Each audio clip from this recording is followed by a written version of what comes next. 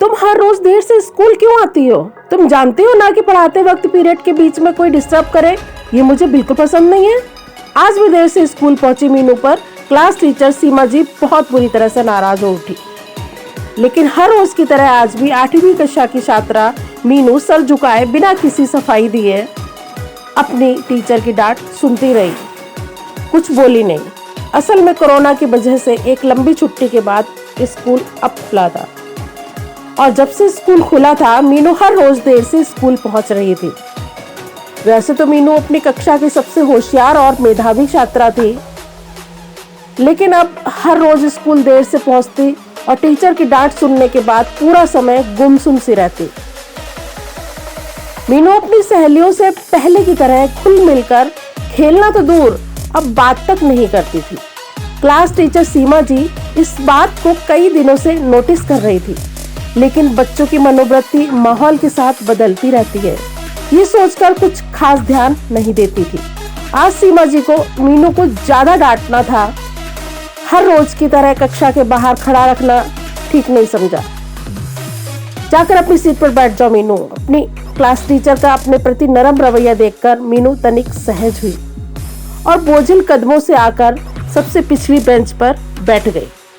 सीमा जी ने बिना किसी व्यवधान के पढ़ाना जारी रखा, किंतु उनके जहन में मीनू का बदला हुआ व्यवहार और उदास चेहरा घूमता रहा। उन्होंने अपनी प्रिय छात्रा के भीतर आए इस बदलाव के पीछे की वजह जानने की ठान ली। स्कूल की छुट्टी होने के बाद सीमा जी हर रोज रिक्शे से अपने घर जाया करती थी, लेकिन आज वह स्कूल के बाहर खड़े रिक्शा चालक के रिक्शे पर बैठने से इनकार करके पैदल ही चल पड़ी। आज सीमा जी को मीनू के घर जाकर उसके माता पिता से मीनू के विषय में कुछ बात करनी थी। अपनी सहेलियों से बिल्कुल अलग थलग अकेली मीनू पीठ पर अपना बस्ता लटकाए सर झुकाए अपने घर की ओर चली जा रही थी और उसकी क्लास टीचर सीमा जी ठीक उसके पीछे पीछे। सामने मीनू का घर था। घर का दरवाजा भीतर से खुला था। मीनू बहुत तेजी से अपने घर के भीतर चली गई।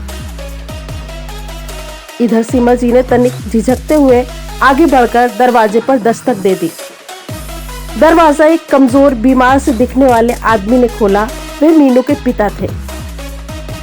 जी, मैं मीनू की क्लास टीचर हूँ। नमस्ते मैडम। मीनू के पिता को मानो जैसे विश्वास ही नहीं हुआ और वह एकाएक ही मीनू को आवाज लगा बैठे, मीनू, ओ मीनू, जल्दी आ, देख कौन आया है। जी, असल में मैं आपसे ही मिलने आई हूँ। सीमा जी ने अपनी बात रखना जरूरी समझा। तब तक मीनू भी भीतर से बाहर आ चुकी थी और अपनी क्लास टीचर को सामने देख तनिक सकपका गई। वह रोज स्कूल देर से आती है, आप लोग इसे पहले की तरह समय से स्कूल क्यों नहीं भेजते? सीमा जी मीनू के पिता से शिकायत कर रही थी और क्लास टीचर से शिकायत सुन मीनू के पिता ने सीमा के सामने हाथ जोड़ दिए। मैडम, मैं तो इसे रोज रोकता हूँ, लेकिन ये मेरी बात ही नहीं मानती। मीनू के पिता ने अपनी बेटी की ओर देखा, लेकिन मीनू नजरें झुकाए खड़ी थी।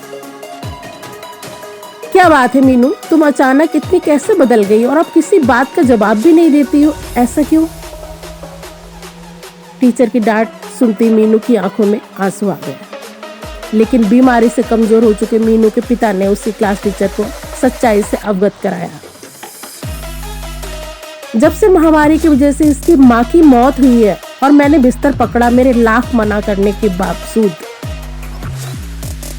घर का सारा काम निपटाने के बाद ही मीनू स्कूल जाती है ताकि मुझे आराम मिल सके। अचानक एक अप्रत्याशित सच्चाई से रूबरू होती मीनू की क्लास टीचर सीमा जी निशब्द हो गई। उनकी सारी शिकायतें अपने बीमार पिता के प्रति फिक्रमंद नन्ही मीनू की आंखों से बहते आंसुओं से धुल गई। धन्यवाद।